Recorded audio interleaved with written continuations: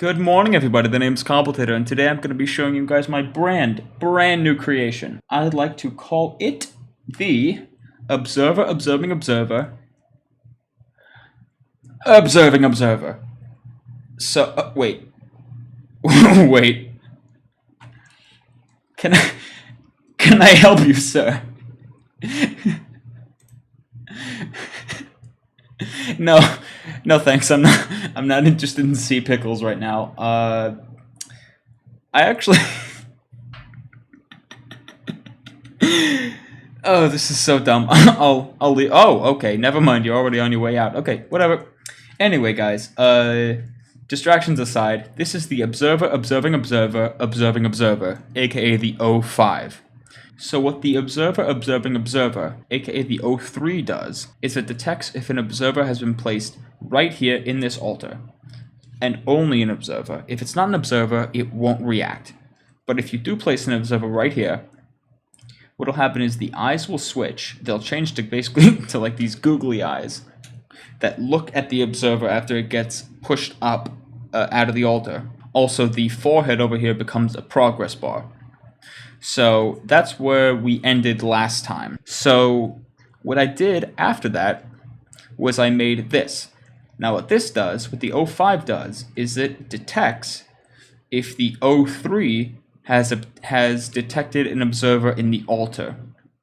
And when it does detect that the O3 has detected an observer placed in the altar, my god, this is a mouthful. What happens is something pretty similar. The eyes switch around, the forehead turns into a progress bar, except this time it's actually like, it actually looks more like a chronological order of things. So what happens is the forehead turns into a progress bar, and then the eyes fully change into googly eyes. Also, in case you didn't notice, this is on a much larger scale. So each like pixel-looking thing here is a 2x2 square, which made the redstone a little bit harder. Also, there's a little bit of a surprise on the sides of the observer, which I'll show you now. Oh my god, he's back again. Okay, we'll close our eyes and we'll pretend that he's not there, and then he'll go away. So anyway, now that you've seen how the O3 works, I'm going to show you how the O5 works. By placing this observer into this altar over here, the O3 will activate. I'll just skip over that and go to the back of the O3 and the front of the O5 where the real action happens. In this video, at least. So, let's go. So as you can see, everything over here starts to work normally. But, yeah, let's just go to the back of the O3 and watch this. Now, it's going to take a little bit, but just wait. On the left, you're going to see, there you go. That opens, fires arrows, and a progress bar happens. A progress bar appears over there. Whoa, okay. Hello there, lag. So as you can see, my computer is starting to frame out a little bit. Yeah, okay. So here you can see 4 rows of observers in kind of a bleacher configuration, with a whole bunch of observer-headed cheerleaders congratulating you on placing your observer over there. Also, these things have lagged me out so much. I'm just going to do this real quick. Oh my god, that is so much. Oh my god, look at that. Look at all those entities. That is insane. Okay, so now the lag is over and done with, you can see that both of the eyes over here have changed into eyes that kind of look like these, except instead of looking down, these are looking straight at the observer over here. And besides the mouth closing, the progress bar happening on the forehead, and the eyes changing, you can see that on either side you have these bleachers with armor stands that I had to kill because otherwise they would have killed my computer. But also, the back opens up. So this is a 4x4 door over here, which lets you see right the way inside the observer and look at all the redstone. Let's get right into that. Hup. Awesome. Okay, stop that. Cool. I'm a YouTuber. I have a YouTube channel. Okay, let's just break down what just happened, okay? So you guys have already seen most of what happens over here on this side of the O3. What you don't see, however, is the light blue circuit over here and the purple circuit. Also this pink one over here. So when the observer is placed in the altar over here, the pulse is sent through this repeater line into this green line. And that's what causes the progress bar on top and the eyes in the middle to switch like you saw in the O3 video. What I didn't have there, however, was this RS NOR latch. So the green line powers this drop over here, moves the item here, which starts this delayed, I don't know what it's called. I think it's called like a delayed repeater or something. I don't know. Anyway, when it powers off, these two torches will turn on, and I'll take them one by one. So the black line over here goes under the O3 into the O5, and what that does, if I can get the coordination, is it will move this item from this dropper into this one, which turns off the pink circuit and opens the mouth over here. The second thing that this pulse repeater thingamajiggy whatever does is it turns on this torch over here, the vertical torch, which powers this is actually just like a dud, like a dud line. Stop that. Oh no. How did that go so wrong? I'm just honestly gonna break this to save you guys the noise pollution. So what the redstone signal does on this light blue line is it goes up this glass over here, and it does two things by itself. So the first thing it does is it turns off this torch, which opens this over here. It's broken because I just broke it. So it opens that, and what that does is it exposes the dispenser that I also just broke. Okay, so that's one thing it does. Then the second thing it does is it powers this piston here, which extends with this observer over here, which starts an observer clock. Now, again, I just broke it, but yeah.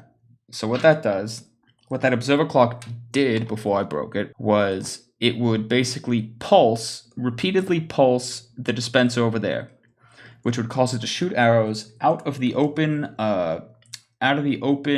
red bit into the open mouth. Then it would hit the target blocks over here, which would then power these repeaters, which would then trigger this RS NOR latch, moving the item into here, powering this comparative and repeater, moving all the way up here until it goes into this red circuit and then goes up. But that'll come later. But actually the first thing that the purple circuit does is run a redstone signal down into this repeater, which powers a block, which triggers this drop over here, moving the item back over here, and shutting the mouth again, so the mouth doesn't stay open forever. So basically, once the arrow comes out of the O3 into the O5 and hits the target, the mouth closes. So that's a nice little self-containing circuit. Anyway, after the redstone signal gets carried up this glass, it goes into this red circuit, which in turn does basically the same thing that you saw in the O3. So it powers this red circuit over here, which pushes the piston down and has the exact same effect as it did last time. Just the only thing that's different here is that instead of each of these pistons pulling one block, they each pull a slime or honey block that each in turn pull four more of themselves, which in turn pull a 2x2 block, I don't know, unit, whatever. So it does that. Then another piston extends with this observer here, moving into the yellow circuit. Yellow circuit again triggers another RS NOR latch, which does two things. The first thing it does is the thing on the left. So it powers the comparator on the left, triggers the observer, which then triggers this falling edge T flip-flop. So that falling edge T flip-flop just means that this observer will go over here, and then it'll go back here, triggering this. It'll trigger this blue circuit over here. So what the blue circuit over here does is pretty simple. It basically just runs another signal into this red circuit, which powers the extenders again and causes the pistons to push the new eye out. So that's the thing on the left. But that will only trigger on the falling edge, which means that this comparator has to turn on and then off again. This comparator, however, does not have to do that. What the comparator on the right does is it gets powered. Once this dropper gets powered, the yellow wool gets moved into here, this comparator gets powered, which does the exact same piston feed tape shenanigans as you saw in the 03, except just a little bit more complicated. Now, it's more complicated because I wanted to make it faster, and I also had to make it larger because, well, back in the 03, I would only have to deal with a 2 high piston feed tape, whereas with the 05, I had to make it 4 tall, and I decided that I was going to add a memory tape down here. So it basically does the same thing as this torch over here with this redstone circuit, just instead of a torch, it has a cauldron and a comparator. So as this top piston feed tape gets powered and starts shifting blocks around, so does the bottom memory tape. And once this solid block reaches this position, there you go, the comparator can finally read the output from the cauldron, trigger the RS NOR latch again, which will turn it off, and that will do two things. So one, what it'll do is it will stop the orange tape from triggering, it'll stop the orange tape from cycling. And the second thing it'll do is unpower this comparator, activating this observer again, and triggering the falling edge over there, which causes the new eye to push out. So that's pretty self-explanatory and is pretty similar to what I did last time. Now what's new is not this red wool line, but this part over here. So once this redstone gets powered, it'll cause this sticky piston to push out its observer, running a pulse into this wire, into this repeater, into this block, into this RS NOR latch. This is the concrete series, which I just made to make it look a little bit different from the wool eye circuit down there. So what that does is it triggers this dropper, moves this red concrete into this, and triggers this comparator, this repeater, and this redstone. So I actually utilized target blocks here, just because it saved me a little bit of time, and by time I mean like it saved me some time in the way of repeater delays. So instead of having to have, you know, a redstone line like that and a repeater that has to feed into that block, I could just have like a piece of redstone dust feeding into this block, powering it, and then powering this repeater. So what that does is it inverts this torch and retracts these double piston extenders. That in turn causes these double piston extenders to retract and move these, retract these slime blocks and honey blocks, which will in turn retract the stone in front of them, which is, you probably guessed it, the forehead. So once the forehead gets retracted, I'll actually just show you guys what I can do with that. So let's just manually restart it here. That happens.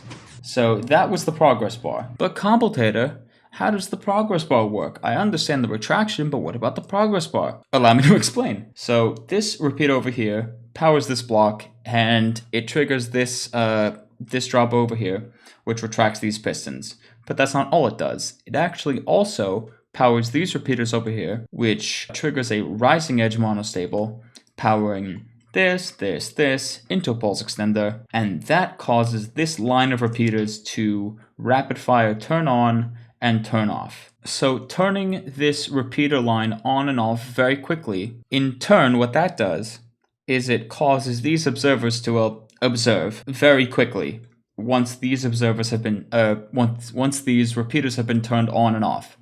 So these observers will observe that and fire out a signal into these repeaters. In turn, these repeaters will cause these double piston extenders to extend and then quickly retract again. And as you do that in a line, you get that progress bar effect. At the very end, once this block over here has retracted, this repeater will have already fired, which will trigger this yellow concrete line and cause this delayed circuit to turn on. What that will do is actually power this drop over here, which will basically reset the RS NOR latch and cause these double piston extenders to fire again, therefore basically covering up the forehead, restoring it to its original state. So the second unique thing about the 05 compared to the 03 is this cyan wool circuit over here. And what that does is also pretty simple. So what it does is this. I showed you guys just now that when this yellow circuit gets activated, the RS NOR latch turns on and then off. So I took advantage of that to do this. Basically, I showed you guys that this comparator turns on, this observer observes that comparator, and spits out a signal to extend, and then when the comparator turns off, it spits out a signal to retract. So when this observer gets retracted on the falling edge, it will spit out a signal into this block over here, which will in turn trigger this cyan wool line.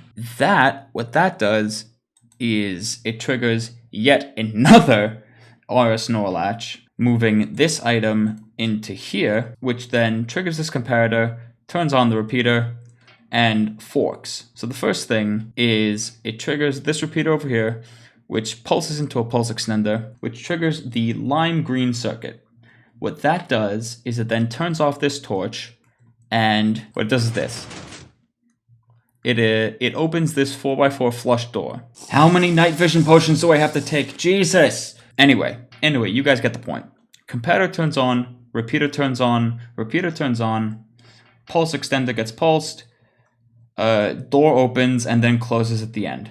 Now, the second thing that happens is when the cyan wool line gets powered, it will trigger this repeater, which will carry a redstone signal into this block, which will then power these two powered rails. That will send this minecart through this track over here. And it will hit 1, 2, 3, 4 different detector rails. Now, as it hits each detector rail, it will power an observer to the right and an observer to the left. The observer to the right will power a command block. Yes, I know it's kind of cheaty. Sue me, I'm proud of it. And what that does is it summons an observer 5 blocks in the positive Z direction. So this command block summons this observer, this command block summons this observer, this command block summons this observer, etc, etc, etc. Wow, that was... Anyway, so that's what happens on the right. On the left, it triggers 2 observers for delay purposes, and that in turn triggers these command blocks, which summon armor stands on top, which summons armor stands, which summons armor stands like, I think that command block summoned an armor stand right here. Whatever, it summons them like in such a way that they'll spawn on top of their observers and then they'll fall onto them. And that will happen for all 4 rows. So the cart will hit this detector rail, causing this wave. It'll hit this detector rail, causing this wave. This one causes this wave. This one causes this wave. And then it will just... And then the minecart will just go all the way back. And now the redstone over here is turned off. These rails will turn off again, and the minecart will stop here, so it doesn't loop around and around, summoning more and more stuff, crashing my computer. And it'll do that on both sides. But yeah, I really hope you guys enjoyed this one. I really tried to bring something new and fresh to the table while still working on the original observer concept, and I think I pulled it off pretty well, given my sort of intermediate levels of redstone. And yeah, this was really a labor of love on my part. So if you guys enjoyed, I would really, really appreciate it if you would like, subscribe, comment, overall feed the algorithm. But that all being said, my name is still very much Completator, and I will see you guys next time.